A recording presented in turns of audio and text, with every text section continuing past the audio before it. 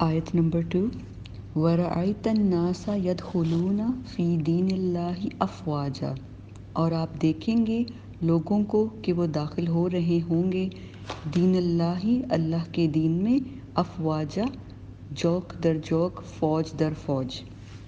یہ اس کا لفظی ترجمہ ہے۔ تو ہم یہ دیکھتے ہیں کہ اللہ تعالیٰ جو ہے اس میں سیکنڈ پرسن سے یعنی کہ سب سے مخاطب ہیں، اور ایک دم سے اللہ تعالیٰ جو ہے اس آیا کے اندر، اس سے پہلے اللہ تعالیٰ سیکنڈ پرسن میں یعنی کہ سب سے مخاطب ہیں، اور ایک دم سے اللہ تعالیٰ نبی صلی اللہ علیہ وآلہ وسلم سے خصوصاً مخاطب ہو کے کہہ رہے ہیں کہ آپ دیکھیں گے۔ رعایتا، جیسے ہم پہلے بات کر چکے ہیں، ارعیت الذی، تو رعیتا یعنی کہ اس کا روٹ ورڈ ہے را، الف یا، اپنی آنکھوں سے دیکھنا۔ ایک تو ہے آنکھوں سے دیکھنا، اور پھر ہے ذہن سے سوچنا، دل سے سوچنا۔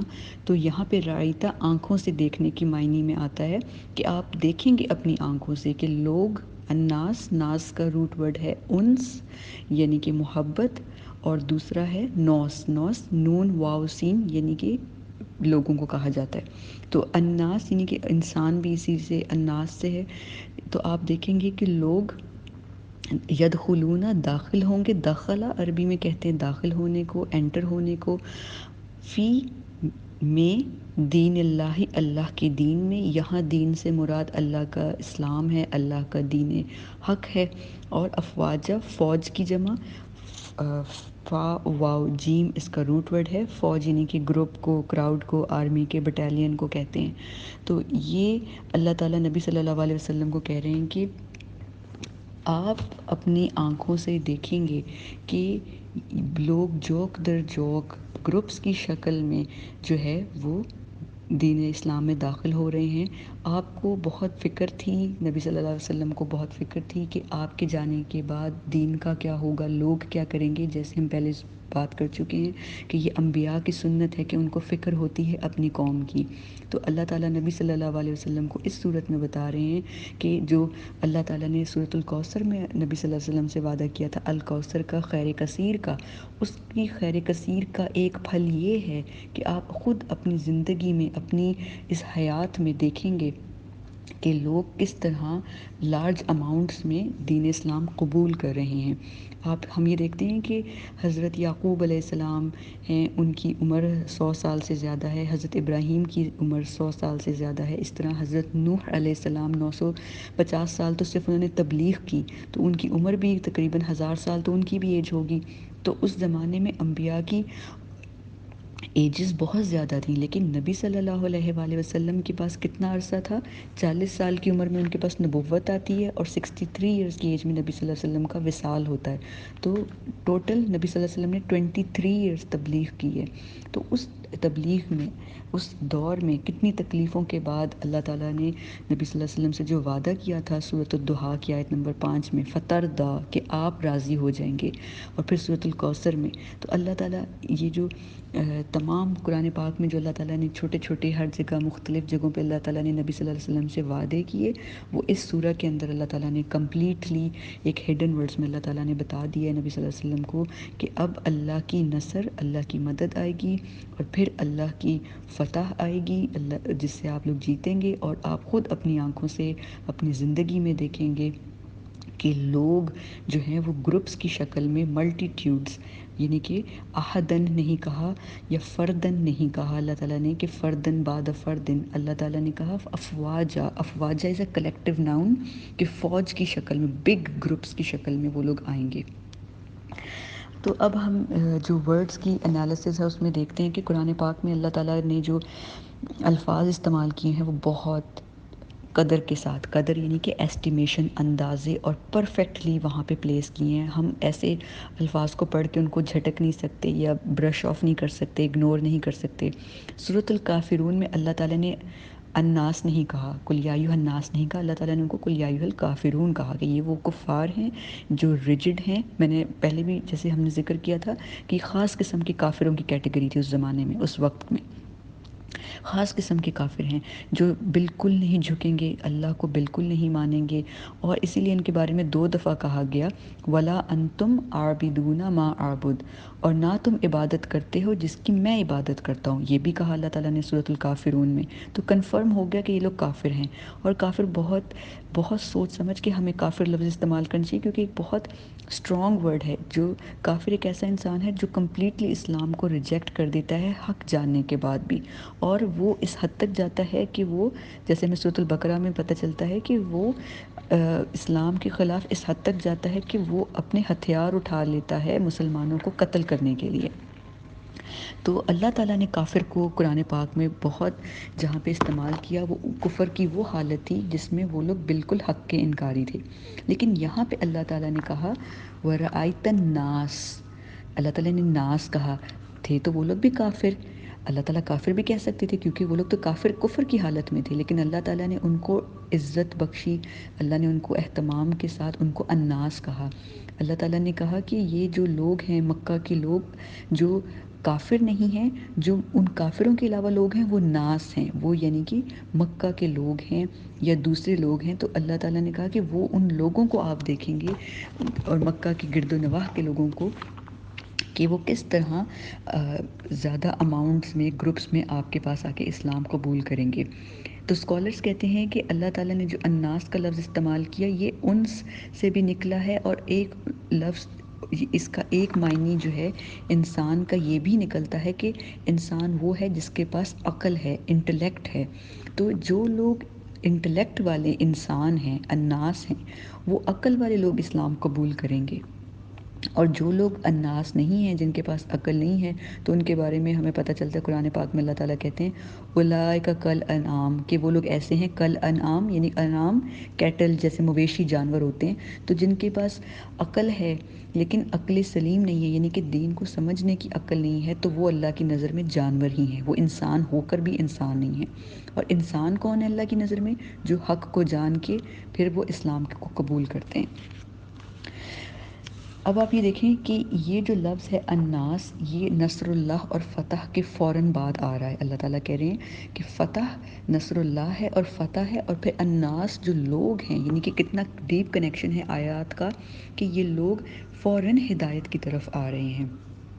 تو اللہ تعالیٰ نے ان لوگوں کو تکریم بخشی اور ان لوگوں کو یہ ایک تسلی دی ہے کہ اللہ تعالیٰ کے نزدیک تم لوگوں کا مقام اتنا زیادہ ہے کہ جب تم لوگ دین میں داخل ہو جاؤ گے پھر ہم تمہیں کافر نہیں کہیں گے، کیونکہ تم لوگ دین کی طرف آ رہے ہو تو میں تمہیں ناس کہوں گا، میں تمہیں یہ نہیں کہوں گا کہ تم لوگ کافر ہو۔ لیکن یہاں پہ اب ہم ایک چیز جو ہے وہ ضرور دیکھیں کہ اللہ تعالیٰ ان کو الناس کہہ رہے ہیں کیونکہ اللہ تعالیٰ ابھی ان کی انسائڈ جو ان کے دلوں میں جو چل رہا ہے وہ نہیں بتا رہے ہیں کہ ان کے دل کی کیا حالت ہے۔ ابھی یہ لوگ کیا کر رہے ہیں، یہ جوک در جوک جو اسلام قبول کر رہے ہیں گروپس کی شکل میں، وہ کیا کریں، they're following each other، تقلید کر رہے ہیں، یعنی کہ ایک دوسرے کے پیچھے پیچھے چل کے۔ تو صحابہ کرام جو ہیں وہ تو ٹیسٹڈ تھے، جو مدنی صحابہ مہاجرین تھے اور انصار تھے، وہ تو پتہ تھا مسلمان ہیں، مومن ہیں، لیکن یہ نئے گروپس تھے لوگوں کے جو انٹر ہو رہے تھے۔ تو اس کے بارے میں جو ہیں اسکالرز ان کی ڈفرینٹ آراء ہیں، وہ کیا کہتے ہیں کہ یدخلون یعنی کہ وہ داخل ہو رہے، دخلا داخل ہونا، اور یدخلون یعنی کہ جمع کی اس میں آ رہا ہے کہ یہ داخل ہو رہے تھے۔ تو اس کے بارے میں حضرت حسن رضی اللہ عنہ فرماتے ہیں کہ یہ جو قبائل تھے یہ پورے عربیہ کے اندر یعنی کہ عرب کی جگہ پہ یہ پھیلے ہوئے تھے۔ تو اس سے پہلے جب نبی صلی اللہ علیہ وسلم کو یہ شکست ملنے یہ فتح ملنے سے پہلے، یہ وکٹری ملنے سے پہلے حرم کے اوپر، خانہ کعبہ کے اوپر، تو یہ ان لوگوں کو معلوم تو تھا کہ نبی صلی اللہ علیہ وآلہ وسلم رسول ہیں، لیکن یہ نبی صلی اللہ علیہ وآلہ وسلم کے اوپر ایمان نہیں لاتے تھے کیونکہ ان کو قریش سے ڈر لگتا تھا، اور ان کو لگتا تھا کہ اگر یہ نبی صلی اللہ علیہ وآلہ وسلم پر ایمان لے آئیں گے تو نبی صلی اللہ علیہ وسلم تو جو ہے ان کو تو شکست ہی ہونی ہے کیونکہ قریش بہت زیادہ پاورفل ہیں۔ تو اسی لیے یہ سب لوگ ہیزیٹنٹ تھے کہ ہم نبی صلی اللہ علیہ وسلم کے پاس جا کے بیعت نہیں کریں گے، ہم اسلام قبول نہیں کریں گے۔ لیکن جب فتح مکہ ہوتی ہے، جب اللہ تعالیٰ جو ہے ان کو فتح دیتے ہیں، وکٹری دیتے ہیں، تو اس کے بعد یہ جو لوگ ہیں، یہ جو قبائل ہیں عرب کے، تو حضرت حسن رضی اللہ عنہ کہتے ہیں کہ یہ جو قبائل ہیں ان کے دل سے ایک ڈر نکل جاتا ہے کہ اچھا اب ان مسلمانوں نے تو قریش کو پیچھے کر دی ہے، اب ان کو یہ سمجھ آ گئی کہ یہ جو اللہ تعالیٰ کا گھر ہے نا، اللہ تعالیٰ کبھی اپنے گھر پہ رونگ لوگوں کو نہیں آنے دیتا۔ پہلے اللہ تعالیٰ نے اصحاب الفیل سے بچایا تھا اس گھر کو، تو اللہ تعالیٰ نے قریش کی مدد کی تھی، اب اللہ نے قریش کی مدد نہیں کی، اب اللہ نے کس کی نصر کی ہے، کس کی مدد کی ہے؟ نبی صلی اللہ علیہ وآلہ وسلم کی۔ اس کانسیپٹ کو ذہن میں رکھتے ہوئے بہت سارے لوگ جو تھے وہ اسلام قبول کر رہے تھے کہ اللہ تعالیٰ کبھی کسی رونگ انسان کی مدد نہیں کرتے تو اس لیے فتح مکہ کی وجہ سے اسی لیے لوگوں نے ایک دم سے اسلام قبول کرنا شروع کر دیا۔ تو اللہ تعالیٰ یہ کہہ رہے ہیں اس آیت نمبر 2 میں کہ وَرَأَيْتَ النَّاسَ، آپ اپنی آنکھوں سے دیکھیں گے ان لوگوں کو داخل ہوتا ہوا فی دین اللہ، اللہ کے دین میں۔ اللہ تعالیٰ نے یہ نہیں کہا فی ایمان، اللہ تعالیٰ نے کہا کہ دین اللہ یعنی کہ اسلام میں، کیونکہ ابھی وہ ایمان کی اس حالت میں نہیں تھے۔ وہ لوگ کیا کر رہے تھے؟ وہ لوگ صرف فالو کر رہے تھے بلائنڈلی، جس کو فالو کرنا کہتے ہیں۔ تو اس کے بارے میں جو صحابہ کرام ہیں وہ یہ کہتے ہیں کہ حضرت جابر بن عبداللہ رضی اللہ عنہ سے روایت ہے کہ ایک دن وہ رو رہے تھے بیٹھ کر، تو صحابہ کرام نے کہا کہ آپ کیوں رو رہے ہیں؟ تو انہوں نے کہا کہ میں نے نبی صلی اللہ علیہ وآلہ وسلم کو کہتے ہوئے سنا تھا کہ لوگ اللہ کے دین میں افواجہ، فوج در فوج، گروپس کی شکل میں داخل ہوئے، اور یہ اللہ کے دین سے فوج در فوج نکل جائیں گے، جیسے یہ داخل ہوئے ہیں یہ ایسے ہی نکل جائیں گے۔ تو یہ جو اس کے راوی ہیں اس حدیث کے، وہ حضرت جابر بن عبداللہ رضی اللہ عنہ ہیں، اور وہ یہ بتا رہے ہیں کہ نبی صلی اللہ علیہ وسلم نے یہ پیشن گوئی کی تھی کہ جیسے لوگ دین میں انٹر ہوئے ہیں گروپس کی شکل میں، اسی طرح لوگ اس گروپس میں سے نکلتے جائیں گے جب قیامت کے قریب کا وقت آئے گا، اور اس سے پہلے بھی۔ تو یہ حدیث کتنی سچ ثابت ہوتی ہے وہ ہم دیکھتے ہیں آج کل کے زمانے میں بھی۔ شروع ہوا تھا مسلمہ بن کذاب سے، جس نے نبوت کا جھوٹا دعویٰ کیا تھا۔ جب اس نے دین کا وہ مرتد ہوا، اس نے اسلام کو چھوڑا، اس کی دیکھا دیکھی، اس کے ایجنڈا کو فالو کرتے کرتے بہت سارے لوگ جو ہیں اس وقت دین اسلام کو چھوڑ کر جانے لگ گئے تھے۔ تو آج کل بھی ہم دیکھتے ہیں کہ جب میڈیا کا اتنا ایکسپوجر ہے اور ہمارے جو ینگ جنریشن ہے ان کو سمجھ نہیں آتی دین کی، تو وہ کیا کر رہے ہیں؟ وہ دین کو چھوڑتے جا رہے ہیں کہ اسلام بہت کنفیوزنگ ہے، اسلام بہت سخت ہے۔ تو وہ کیا کریں؟ جب وہ خود چھوڑیں تو ان کی فیملیز بھی چھوڑ رہی ہیں، جب ان کی فیملی چھوڑ رہی ہیں تو ان کی فیملی فرینڈز بھی چھوڑ رہے ہیں۔ تو ایک اس طرح کا سرکل ہے۔ ایک وہ زمانہ تھا جب اسلام was the growing religion, fastest growing religion, لیکن اب ہم دیکھتے ہیں 9/11 کے بعد اور مختلف باتوں کے بعد اس چیز میں بہت ریڈکشن آئی ہے، جو کہ امت مسلمہ کے لیے بہت ہی ایک تکلیف کی بات ہے۔ تو اللہ تعالیٰ سے دعا ہے کہ اللہ تعالیٰ ہمیں ہمارا جو یہ مقام ہے ہمیں واپس دلائیں، اور مسلمان جو ہیں وہ واپس اپنی شان کو پہنچے کہ ان کو دیکھ کے لوگ جو ہیں وہ اسلام قبول کریں اور اسلام کی طرف آئیں۔ آمین۔ تو اب ہم یہ دیکھتے ہیں کہ یہاں پہ ایک دعا ہے امام شوکانی رضی اللہ رحمۃ اللہ علیہ کی، وہ کہتے ہیں کہ ہم اللہ تعالیٰ سے وہ دعا کہتے ہیں کہ اللہ تعالیٰ ہم آپ کی پناہ میں آتے ہیں کہ آپ ہم سے ہمارا دین واپس مت لیں، آپ نے ہمیں جو دین دیا ہے وہ ہم سے واپس نہ لیں۔ تو یہ ان کی دعاؤں میں سے ایک مختصر اور چھوٹی دعا ہے کہ اللہ تعالیٰ آپ نے جو ہمیں اتنے پیار سے یہ دین دیا ہے یہ ہم سے واپس مت لیں، یعنی کہ جو ہماری ایمان کی حالت ہے ہمیں اسی حالت میں اسی دین اسلام پہ ہی ہمیں رکھیں، کیونکہ ہم جانتے ہیں کہ ایمان کی جو حالت ہے وہ بدلتی رہتی ہے۔ تو اب یہاں پہ ہم لوگوں کے لیے اس آیت میں یہ لیسن ہے کہ ہمیں اپنے دل کا جائزہ لینا ہے کہ کیا ہمیں اپنے آباء و اجداد سے دین ملا، کیا ہم نام کے مسلمان ہیں، ہمیں وراثت میں دین ملا؟ تو ہم کبھی کبھی شک میں پڑ جاتے ہیں۔ تو ہمیں اس کے لیے یہ کرنا ہے کہ ایک تو ہمیں اپنے ایمان کی حالت کو درست کرنا ہے کہ ہم دین میں رہیں، فی دین اللہ، کہ ہم اللہ کے دین میں رہیں۔ اور پھر اس کے لیے کیا ہے کہ انسان کا ایمان متزلزل کرنے کے لیے، اوپر نیچے کرنے کے لیے بہت سارے فیکٹرز ہیں۔ ہمیں ہر جگہ سے جو ہے وہ حملہ ہوتا ہے خیالات کا، شیطانی وسوسے ہیں۔ ہم دنیا کو دیکھتے ہیں کہ مسلمان کامیاب نہیں ہے، چلو اسلام کو چھوڑو، چلو درمیان کا رستہ نکال لیتے ہیں، لیکن ہم جانتے ہیں سورۃ الکافرون میں اللہ نے کہہ دیا کہ کچھ باتوں میں دین میں بالکل بھی درمیانی رستہ نہیں ہے، یا آپ مسلمان ہوتے ہیں یا آپ ایک نان مسلم ہوتے ہیں۔ تو ہمیں اس چیز کو سیریس لے کر اپنے آنے والی جنریشنز کو، اپنی اولاد کو اور اپنے بچوں کو بھی اس چیز کا بتانا ہے کہ دین کی اساس، دین کے عقائد جو ہیں وہ کتنے اسٹرانگ ہونے چاہیے تاکہ ہم دین میں مکمل طور پر داخل ہو سکیں اور اس میں سے خروج نہ ہو، صرف دخول ہو، کوئی ہمارے اوپر جو ہے واپسی کا کوئی رستہ نہ ہو، ہم دین اسلام کے اوپر ہی جو ہے ہمارا خاتمہ بالخیر ہو۔ اب چلتے ہیں آیت نمبر 3 کی طرف۔ بسم اللہ الرحمن الرحیم۔ فسبح بحمد ربک واستغفر انہ کان توابا۔ فسبح، بس پاکی بیان کریں، بحمدی، تعریف کے ساتھ، اپنے رب کی حمد کے ساتھ، ربی کا، اپنے رب کی، واستغفر، اور بخشش مانگیے آپ، اس بخشش مانگیے اس کی، یعنی کہ اس سے، استغفرہ، اللہ سے بخشش مانگیے، انہ، بے شک وہ یعنی اللہ، بے شک وہ، کانا ہے، توابا، بہت توبہ قبول کرنے والا، ہمیشہ سے توبہ قبول کرنے والا۔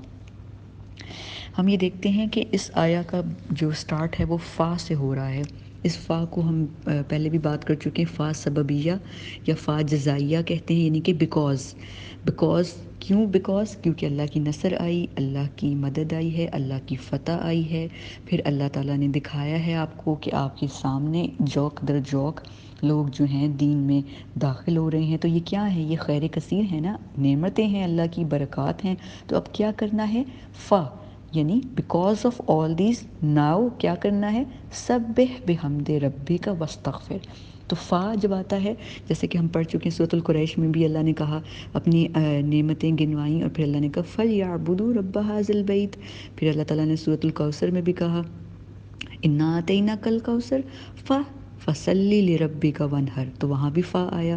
اسی طرح اس سورہ میں بھی اللہ تعالیٰ نے پہلے نعمتیں بتائیں، پھر کہا فَسَبِّحْ بِحَمْدِ رَبِّكَ وَاسْتَغْفِرْ۔ تو اب ہم ایک ایک کر کے دیکھیں گے۔ فَسَبِّحْ بھی آ گیا ہے، حمد بھی آ گیا ہے، استغفار بھی آ گیا ہے۔ تو ان کے تینوں کے معنی کیا ہیں؟ دیکھنے میں تو یہ سب ملتے جلتے لگتے ہیں، تسبیح بھی ایک ہی ہوتی ہے، استغفار بھی ایک ہی ہوتا ہے، حمد بھی ایک ہی ہوتی ہے، لیکن ان میں تھوڑا سا فرق ہے، اس فرق کو دیکھ لیتے ہیں کیا ہے۔ اللہ سبحانہ و تعالیٰ سب سے پہلے تسبیح کو مینشن کرتے ہیں، اور تسبیح کے بعد حمد کو، اور اس کے بعد استغفار کو۔ ہم یہ دیکھتے ہیں کہ اللہ تعالیٰ کی جو تعریف ہے اس کو حمد کہتے ہیں۔ اللہ کی جو یعنی کہ تعریف کرتے ہیں کہ اللہ تعالیٰ کی تمام تعریفیں اللہ کے لیے ہیں، الحمدللہ رب العالمین، تو وہ حمد اللہ کے لیے ہے۔ اور تسبیح کیا ہے؟ تسبیح ہے پاکی بیان کرنا، ٹھیک ہے، وہ بھی اللہ کے لیے۔ تو تسبیح اور حمد اللہ کے لیے ہے، جبکہ جو استغفار ہے یعنی کہ توبہ ہے وہ ہمارے لیے ہے، یعنی کہ ہم نے اللہ سے توبہ کرنی ہے۔ اب ایک اللہ تعالیٰ ایک جگہ پہ فرماتے ہیں سورۃ الحجر میں آیت نمبر 99 میں، وَاعْبُدْ رَبَّكَ حَتَّى يَأْتِيَكَ الْيَقِينُ، کہ اپنے رب کی عبادت کیجئے یہاں تک کہ آپ کو یقین آ لے۔ یقین کیا ہے؟ یعنی کہ موت۔ اللہ تعالیٰ نبی صلی اللہ علیہ وسلم کو سورۃ الحجر کی آیت نمبر 99 میں کہتے ہیں کہ اپنے رب کی عبادت کر لیں یہاں تک کہ آپ کو موت آ پکڑے۔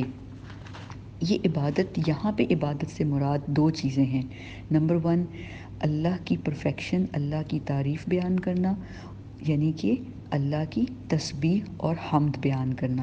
اور دوسری کیا چیز ہے عبادت میں؟ اپنی غلطیوں کو ماننا، اور اپنی غلطیوں کو ماننا کیا ہے؟ استغفار۔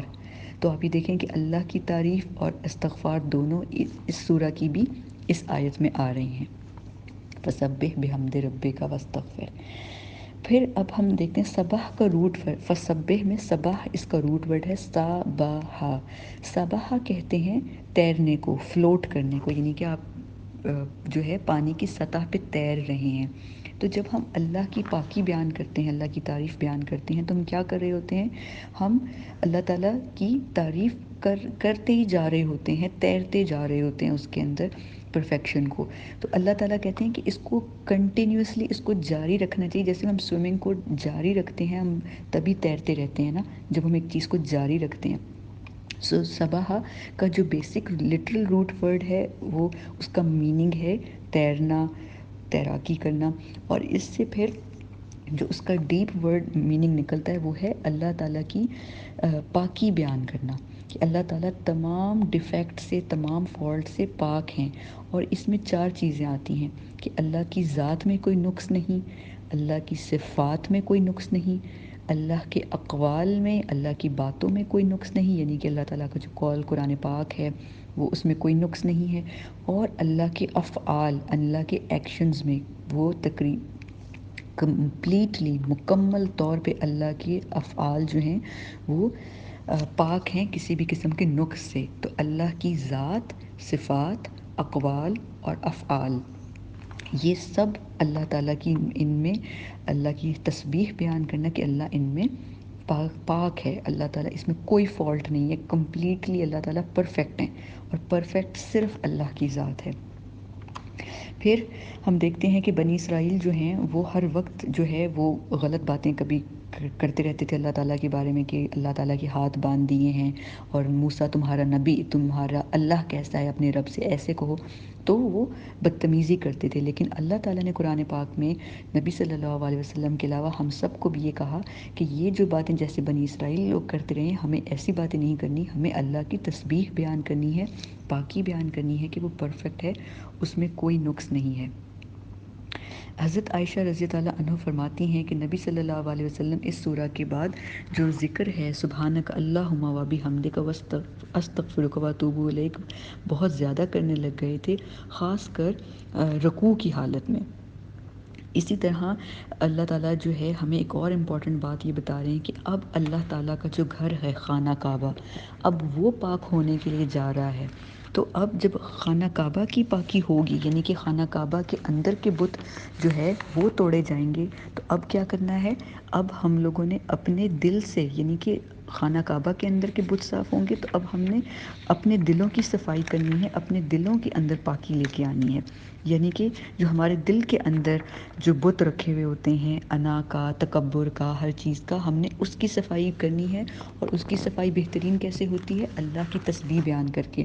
ہم اپنے انا کے بت کو تب توڑتے ہیں جب ہمیں پتہ ہے کہ ہم سے بہتر اور بلکہ ایک بہترین اور ایک پرفیکٹ ذات ہے جو کہ اللہ کی ذات ہے۔ آپ یہ دیکھیں کہ اس سورہ کے اندر اللہ تعالیٰ جو ہے وہ بتا رہے ہیں کہ اللہ کی نصر بہت بڑی ہے، اللہ کی نصر اللہ بہت میگنیفیسنٹ ہے، اللہ کی وکٹری بہت بڑی ہے۔ پھر اللہ کہہ رہے ہیں کہ دین میں لوگوں کا جوک در جوک آنا یہ بھی بہت بڑی ایک کامیابی ہے، لیکن جیسے اللہ تعالیٰ کہتے ہیں سورۃ العنکبوت میں وَلَذِکْرُ اللّٰہِ اکبر، کہ اللہ کا ذکر دنیا کی تمام نعمتوں، تمام خوشیوں، سیلیبریشن سے سب سے اونچا اللہ کا ذکر ہے۔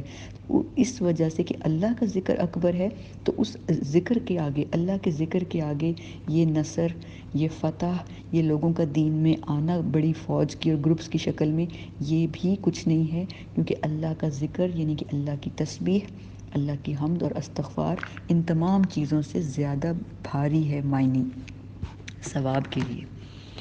تو یہ دیکھیں کہ تسبیح اور حمد میں کیا فرق ہے۔ تسبیح کہتے ہیں اللہ کی پرفیکشن کو بیان کرنا، کہ اللہ تمام اس سے فالٹ سے، فلاز سے، ہر قسم کے نقص سے پاک ہے۔ اور اللہ کی حمد بیان کرنا ہے کہ ہم اللہ کی تعریف کر رہے ہیں، اللہ کی شکر ادا کر رہے ہیں۔ اب ہم یہ دیکھتے ہیں کہ اللہ نے تسبیح کو اور حمد کو جوڑ دیا ایک لفظ سے، ایک حرف سے، اور وہ حرف ہے با۔ جب با آتا ہے کسی بھی جملے میں، یعنی کہ دو الفاظ کو جوڑنے کے لیے، تو با آ رہا ہے سبح اور حمد کو جوڑنے کے لیے۔ تو یہ اس طرح ہے کہ کے ساتھ، جیسے کہ اسکالرز کہتے ہیں، جیسے ہم کہیں شربت ماء بی لبن، یعنی میں نے پانی کے ساتھ دودھ پیا، کے ساتھ، ٹھیک ہے۔ تو یہاں پہ جو با ہے وہ یہ بتا رہا ہے ہمیں کہ ہم نے اللہ کی تسبیح کرنی ہے اور اللہ کی حمد بیان کرنی ہے۔ پھر ہم اللہ کی حمد اس لیے بیان کرتے ہیں، ہم اللہ کی تعریف اس لیے کرتے ہیں کیونکہ اللہ تو ہے ہی پاک ذات، تو حمد اس لیے کرتے ہیں کیونکہ وہ سبحان ہے، الحمدللہ اس لیے کہتے ہیں کیونکہ وہ سبحان اللہ ہے۔ ٹھیک ہے.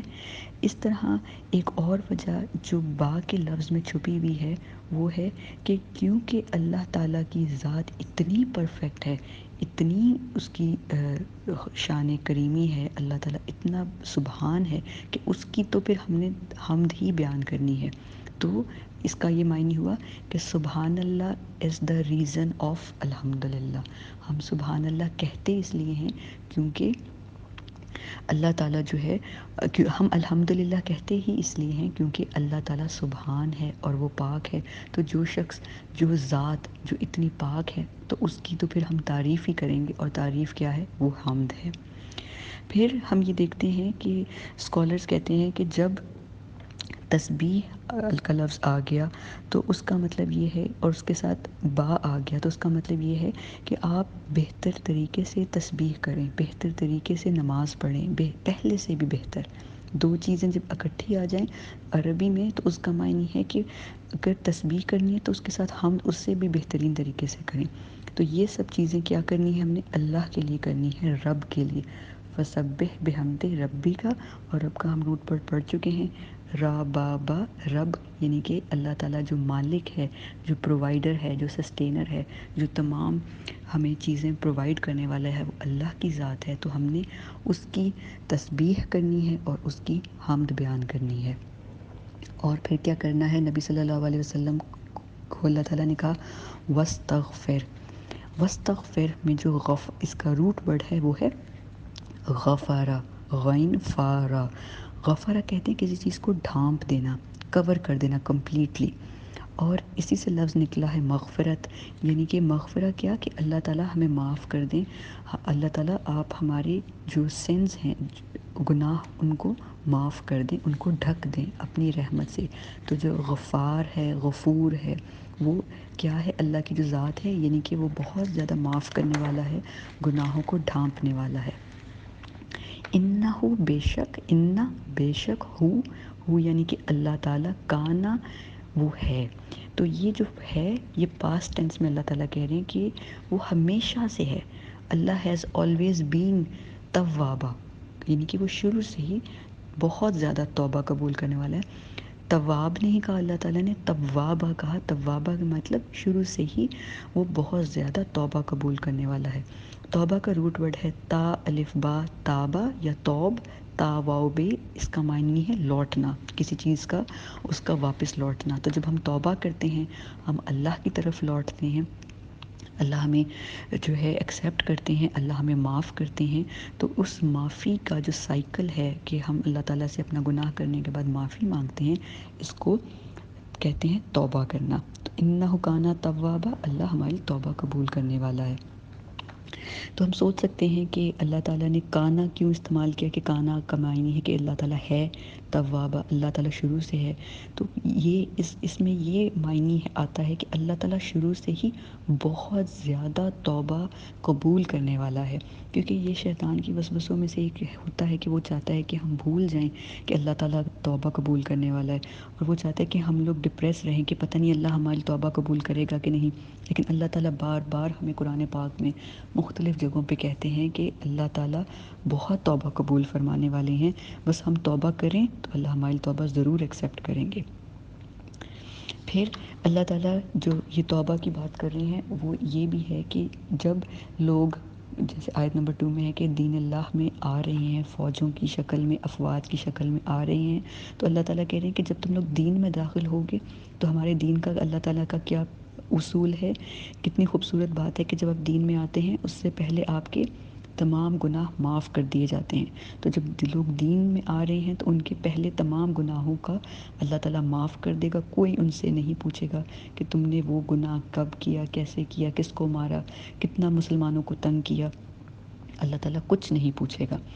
تو اب ہم یہ دیکھتے ہیں کہ اس سورہ کے اندر اللہ تعالیٰ نبی صلی اللہ علیہ وسلم کو خاص کر کہہ رہے ہیں کہ آپ تسبیح بیان کریں، حمد کریں اور استغفار کریں. اور اللہ تعالیٰ ان کو یہ بھی بتا رہے ہیں کہ اللہ تعالیٰ ہمیشہ سے تواب ہیں، توابہ ہیں، قبول کرنے والے ہیں توبہ کو. اب ہم دیکھتے ہیں کہ اس سورہ کے اندر 2 میسج ہیں.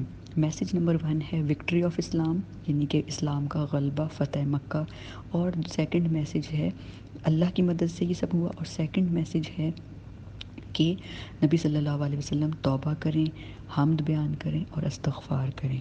تو یہ جو پہلا میسیج ہے کہ دین کا غلبہ اللہ کی نصر سے، اور نبی صلی اللہ علیہ وسلم تسبیح کریں، حمد بیان کریں، استغفار کریں، ان کا آپس میں کیا کوریلیشن ہے۔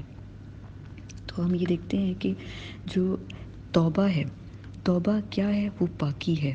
چاہے وہ خانہ کعبہ کی صفائی ہو، خانہ کعبہ کو تو ہم نے باہر سے صاف کر لیا، لیکن اندر کی جو دل ہے، اندر کی جو صفائی ہے، وہ توبہ کیسی ہے کہ وہ اللہ تعالیٰ ہمیں چاہتے ہیں کہ ہم توبہ